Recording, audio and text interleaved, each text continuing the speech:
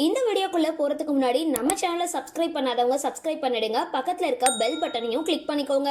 வாங்க வீடியோக்குள்ள போகலாம். ஜீ தமிழ் தொலைக்காட்சியில ஒவ்வொரு வருஷமும் தொடர்ந்து ஒரு சீரியல் டாப்ல இருக்கும். அப்படி தொடர் ஆரம்பிச்ச முதல் நாள்ல இருந்து இந்த தொலைக்காட்சியில டிஆர்பில நம்பர் 1 சீரியலா இருக்கிறது கார்த்திகை தீபம். கார்த்திக் ராஜ் ஆர்த்திகா நடிக்க இந்த சீரியலோட முதல் எபிசோட் கடந்த 2022ஆம் ஆண்டு தொடங்கப்பட்டிருந்தது.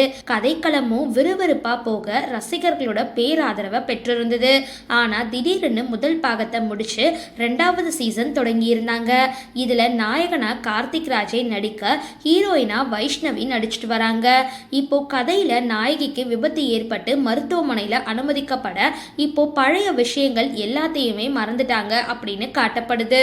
தற்பொழுது கதையில விறுவிறுப்பான கதைக்களம் போய்கிட்டு இருக்க நடிகை ஒருத்தவங்களோட என்ட்ரி குறித்த தகவல் வந்திருக்கு.